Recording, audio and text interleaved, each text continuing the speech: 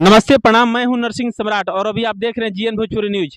दोस्तों, हमारे साथ आज हमारे खास मेहमान बैठे हुए हैं बातचीत करने के लिए। प्रिंस बाबा। प्रिंस बाबा के नाम से फेमस है ये चेहरा, आप देखे होंगे।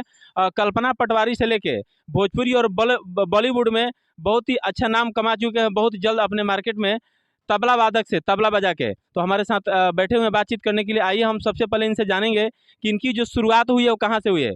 क्या इन्होंने कहीं से शिक्षा ली है, इनके घर में पहले से कोई थे इस लाइन में? सबसे पहले बाबा आपका स्वागत है हमारे जीएन भोजपुरी न्यूज चैनल में। जी, सभी दर्शकों को मेरा प्रणाम। और जीएन भोजपुरी के तमाम जे भी दर्शक बा, हम भोजपुरी में बोले वैसे कि चैनल भोजपुरी बा, तो जीएन भोजपुरी के जे भी दर्शक बा सबके यथायोग्य प्रणाम बा। और शुरुआत हमार 2004 में भइल। और पहले से पिताजी हमार श्री हरिराम पांडे वहाँ के गायक रहनी हम, आज भी बानी मतलब। और उनसे पहले हमार नाना जी स्वर्गीय उमाशंकर तिवारी बहुत ही बढ़िया तबला वादक। तब घर में संगीत के माहौल रहे। बाबा हमार बांसुरी प्लेयर रहनी स्वर्गीय राजेंद्र पांडे। तब बाबा हमार कभी कभी बांसुरी बजाई, पिताजी हारमोनियम लेके शाम के वक्त साधना करी, रियाज करी बैठी। तो देखत देखत हमार मन में ई प्रेरणा आयल, बराबर संगीत के माहौल घर में रहेला। जी जी, घर में संगीत के माहौल बा। ये सोचने की पढ़ाई लिखा कैला के बाद लोग नौकरी खातिर बड़ा परिश्रम करेला, तो हम काहे ना यही में अपन थोड़ा सा भाग अजमाई। हाँ, तो पिताजी के देखत देखत, अच्छा, पिताजी के भी एगो ई हार्दिक इच्छा रहे कि हमारा बाद हमरा अगला पीढ़ी में के ई साज बाज के रक्षा कर सकेला। मान ली हारमोनियम बा, तबला बा, तो एकर के एगो जिम्मेवारी वाला होके के चाही। तो पिताजी के भी इच्छा रहे कि केहू अगला एगो मिले। तो हम लगन ही में हमारा शिक्षा दीक्षा बनारस से भइल तबला के क्षेत्र में। पंडित कुमार लाल मिश्र जी हमारे गुरु जी रहनी। अच्छा प्रिंस बाबा, एक मिनट बीच में थोड़ा सा रुकम। पढ़ाई लिखाई ले रहा और कहाँ तक भइल? पढ़ाई लिखाई में अभी हमार ग्रेजुएशन फाइनल हो गइल बा। जी, पढ़ाई अभी चालू बा। जी, पढ़ाई जारी बा। और तबला से भी हमारे से प्रभाकर कंप्लीट बा। और अभी वर्तमान में हम हमार विद्यालय भी चलेला, संगीतालय एकमा में। अच्छा, एक माह कहाँ, छपरा वगैरह में? जी, छपरा में एकमा एक जगह बा, जवा संकट मोचन संगीत अच्छा, ये महाविद्यालय। तो हम पूछे के भुलाइएगा नहीं। हाँ, और घर जौन बा खास कहाँ घर पड़े? हमार घर पड़ी शीतलपुर। छपरा से एकमा बा, एकमा माझी के बीच में एक गांव पड़ेला शीतलपुर, वो हमार गांव बा। और वजह से आज के डेट में वर्तमान में हम भरहूपुर में रहिले। वजह एगो हमार मंदिर बा, पिताजी के निर्माण कल ही मंदिर है। तो संकट मोचन नाम से प्रसिद्ध बा मंदिर, तो वही जे आदमी रहेला। पारिवारिक माहौल में ही रउआ बानी। संगीत पारिवारिक माहौल में ही रहे, तो ए से ए लाइन में आवे में ज़्यादा तकलीफ तो ना भइल होई? नहीं, लेकिन तकलीफ के बात नहीं है, लेकिन ये संगीत साधना के चीज है। एमे जे जितना रियाज करी, तपस्या करी, ओकरा खातिर आसान बा। जी, नया लोग जे बा अगर उ आवल चाहता तो थोड़ा सा बड़ा परेशानी झेले के पड़ेला। लेकिन जे लाइन में बा ओकरा तुरंत कैसे का करे के बा, कैसे नइखे करे के, बहुत जल्दी अनुभव मिल जाला। जी जी, वो तो मार्गदर्शन होला, क्या कि पहले से पिताजी रहनी। त संगीत में ताल पक्ष, लय पक्ष, ई सब हमार मजबूत एक कारण भइल कि पिताजी के सहयोग हमरा मिलत चल गइल। बहुत ऐसन लोग बा जे नया लोग बा, संगीत सीखे के शुरू कैलस। अगर उ तबला बजावे के शुरू कैलस, तो ओके ढंग के केहू हारमोनियम वादक साँझ में साथ में बैठ के रियाज करावे ना मिली, चाहे मार्गदर्शन ना मिली, तो ओके थोड़ा परेशानी बा। खैर, साधना एगो अइसन चीज़ है, करत करत अभ्यास के जड़ मत होत सुजान। जे जितना तपस्या करेला लागल रही, तो एक दिन सफलता जरूर मिली। अच्छा, जे क्षेत्र में नया आवल चाहता ओकरा खातिर का कहब रउआ? हम ई जरूर कहब कि वेद में सामवेद है संगीत। तो संगीत में एगो मनोरंजन के तौर पर भी एक संगीत रहेला। बहुत रुआ टेंशन बा, डिप्रेशन में बानी, तो संगीत सुनब तो रुआ सुकून मिली। तो शांति के साथ साथ संगीत में अच्छा बेनिफिट भी बा। रउआ अच्छा कलाकार बन जाए तो अच्छा खासा एहू में बा, और स्कोप अच्छा बा। अच्छा, गाँव के माहौल से निकल के अब बहुत जल्द, हालाँकि अतना जल्दी हम केहू के ना देखनी है, बहुत जल्दी रउआ बॉलीवुड से लेके और भोजपुरी के बॉलीवुड कहल जाला, एकरा में बहुत अच्छा अपन एगो रउआ मुकाम हासिल कर लेल बनी। एकरा खातिर का रउआ मेहनत करे के पड़ल?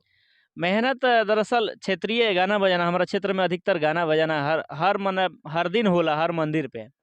तो आदमी वैसे स्कूल के बाद पढ़ के आदमी आई, तो 3 बजे 3:30 बजे के आसपास मंदिर पे जाई।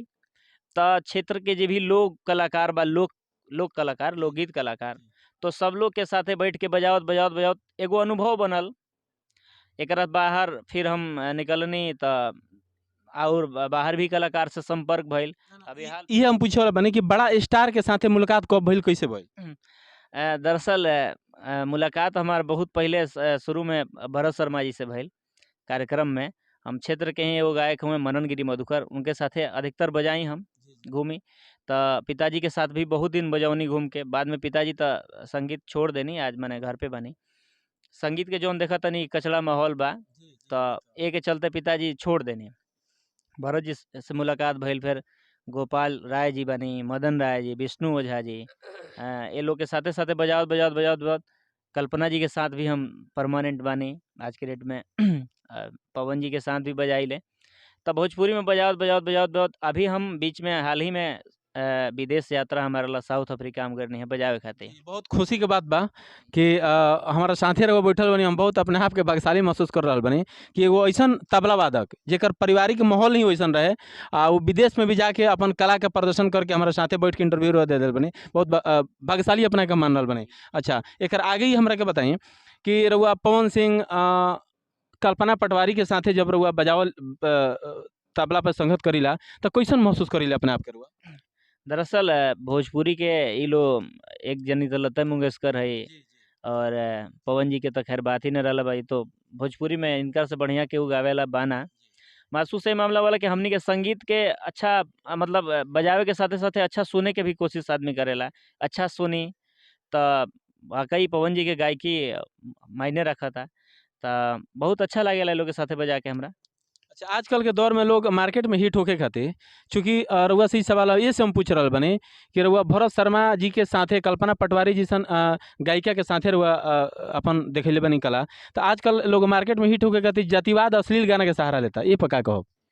ई त खैर एकर ज़्यादे उम्र आयु नइखे। मतलब थोड़े दिन चंद दिन खातिर अपन ज़मीर आदमी बेच देता। त हम ई सबसे निहोरा करब कि थोड़ा-सा फ़ायदा खातिर कायदा ना बिगाड़े के चाही। मान ली रउआ जातिवाद गाना गा के थोड़े दिन तक, अच्छा ई ज़रूरी थोड़िए बा, गाना अइसन गाई कि सब लोग सुने बैठ के। संगीत जौन बा सर, संगीत रउआ अगर बजावत तनी तो सिर्फ एक ही कास्ट के लोग नइखे सुनत, हर बिरादरी के, हर कास्ट के, हर धर्म के लोग सुनता। उ तो हनुमान चालीसा ह ना राउर कि सभे बजाई। रउआ विशेष जातिगत एक आदमी अपन जात के लेके गायब तो राउरे जात के लोग सुनी। अच्छा ई ज़रूरी नइखे कि उहे वही जात में हमेशा राउर कार्यक्रम मिली, कहीं और भी रउआ गावे जाएम। त ई हम ऐसे सब गायक कलाकार खासकर भोजपुरी में ही अधिक बा। सबसे ई निहोरा रही कि ये सब चीज़ के धीरे-धीरे खत्म करे के चाही हमनी के। अच्छा, चलते-चलते एक सवाल रउआ से और करम। पावर स्टार पवन सिंह और उनकर वाइफ ज्योति सिंह के बीच जौन अभी तलाक चल रहल बा, ए पर बहुत सारा मीडिया वाला भी, बहुत सारा कलाकार लोग भी अनाप-शनाप कुछ भी बक देता। पारिवारिक केहू के मैटर बा ओपर एह टाइप के बोलल का उचित बा? नहीं, बिल्कुल गलत बा। उ त मान लीजिए कि ओमे ज्योति सिंह से केहू पूछता, इंटरव्यू देता रही, उ पवन जी के शिकायत करता रही। पवन जी ज्योति सिंह के करत रहे। त ई लोग आपसी बात, घरेलू बात समाज में आवता। कहीं न कहीं पवन सिंह के भी ए पर इज़्ज़त पर आँच जाता, चाहे ज्योति सिंह के भी इज़्ज़त पर आँच जाता। त ई सब ना होखे के चाही। चलते-चलते नया 2024 साल आ गइल बा। हमार दर्शक के का बधाई देहम रउआ अपना तरफ से? हम रउआ जे भी जियन भोजपुरी दर्शक जे भी बानी श्रोता, हम इहे कहब कि नया वर्ष सबके एकदम ऐसे ही मंगल कामना, शुभकामना रहे, सभे आगे बढ़े। चलत-चलते रउआ अपन फैन्स खातिर, चूँकि हम जानत तानी कि फैन्स भी राउर अच्छा खासा बाड़े, अपन फैन्स से हमार चैनल खातिर का कहब? हाँ, जे भी मने हमार श्रोता बा, दरअसल कि हमनी के तो म्यूजिशियन हई जा, तबला हमार बाटे विषय। तो हमार जे भी फैन बा, हम ई कहब कि ए चैनल के सपोर्ट करे के बा, सब्सक्राइब करे के बा और शेयर करे के बा। नमस्कार। चलिए, बहुत-बहुत धन्यवाद रउआ हमरा साथे अपना अपन कीमती समय देनी। भैया साथ में बानी इहों के। बाबू रिशु, इनकर नाम रिशु पड़ी, रिशु शर्मा, ये हमारे शिष्य बाड़े और कम उम्र में बहुत ही अच्छा खासा नाम बा। ई 2 भाई बाड़े रिशु किशु। त ई दोनों हमरे यहाँ सिखेले। ई ढोलक बजावेले और छोट भाई तबला।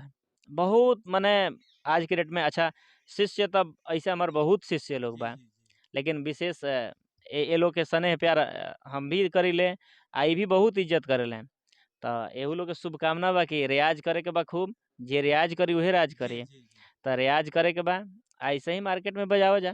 आशीर्वाद बा। अच्छा, मन में क्या सपना लेके आप इस लाइन में आए हैं?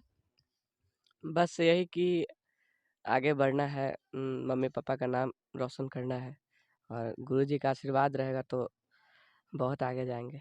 ज़रूर, बिना गुरु का ज्ञान नहीं होता है और अब गुरु जी का आप साथ पकड़ लिए हैं और एक ऐसे गुरु का साथ पकड़े हैं जो सिर्फ नेशनल ही नहीं, इंटरनेशनल, अभी आप सुन ही लिए, इंटरनेशनल में भी जाके अपना प्रोग्राम करके आए हैं। तो बहुत अच्छा लग रहा है हमें भी कि आप एक सही गुरु के पास हैं। चलिए, बहुत बहुत धन्यवाद आप सभी दोनों का। अगर इस टाइप का न्यूज़ देखने के लिए अभी तक आप जीएन भोजपुरी न्यूज़ को सब्सक्राइब नहीं किए हैं तो प्लीज़ सब्सक्राइब कर लीजिए। अगर आप फेसबुक पेज पे हैं तो पेज को फॉलो कीजिए। धन्यवाद।